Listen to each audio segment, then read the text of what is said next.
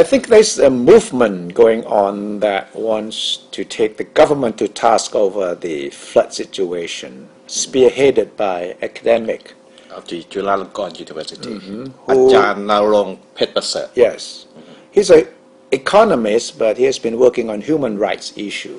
Yes. And I think that in the beginning, he was trying to help those people in the remote areas, outside the flood barriers. Yes. First. Yes.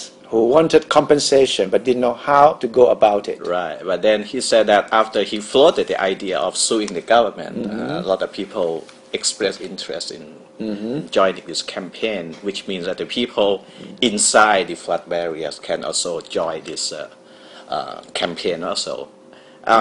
The picture will become clearer on Monday, when Ajahn Narong will meet with the Law Society of Thailand to discuss the possibilities of how they can sue the government over this. This would amount to a class action suit, sort of. Yes, he said 1,000, maybe tens of thousands of people have expressed their interest in signing the names in this lawsuit also.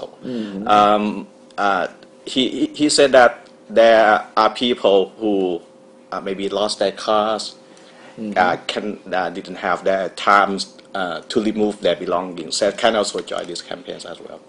So a lot of possibilities, and that's why he need to discuss with the Law Society of Thailand. Why is it that people want to sue the government when they should expect the government to pay them compensation?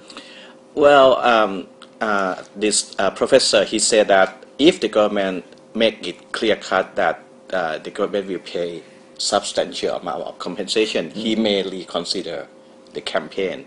But he said that so far he has not heard anything from the government when it comes to compensation. So he wants to take this as a reminder to the government. I heard him on TV last night, and he made some good point. The interviewer asked him what's wrong with the government trying to protect some areas, and as a result, making some other people affected. He said that it's okay as long as the government want to help other people. He has no objection to that. But the government has the responsibility to pay the compensation to the other people as well.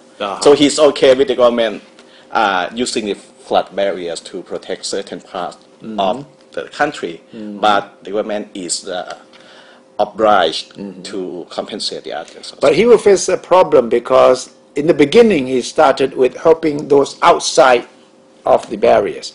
But now those people inside are also asking him or joining him in taking legal action against the government. So how is he going to handle that? Well, that's what remains to be seen on Monday. Well, for my friend, for example, he said that he is very interested in suing the government because he said he had little warning. The government gave him warning only 2 days in advance, and he lost a lot of equipment, video editing equipment, and he wants to sue the government for this. He said that if the government had given him enough time, he would have been able to remove his belongings. But now that hundreds of thousands of baht of equipment has been lost. So it may not be only about 1,000 or 10,000 people, maybe more, because the number of flood victims comes in millions, if you consider all the way from Phitsanulok, Nakhon Sawan, Ayutthaya, and Nonthaburi, and now Bangkok. True. And the government has this figure of 30,000 baht as the initial number to compensate people. For each household, 30,000 baht? Yes, per family. And to me, it's not enough. People have lost their job, have lost their homes, have lost their belongings. A lot of things. 30,000 baht. It's so small. Yeah. So this will be the real test for the government. Yes. Because the government has said that it would compensate for it, but the flood victims are afraid that the compensation may be too small and maybe not widespread enough. So they want a court decision. And this will go to the administration court, right? Yes, and then I think they will want the ruling of this administration court to pursue civil action as well. Okay, so Monday we should know for sure how this first case of class action suit will be handled by Dr. Narong.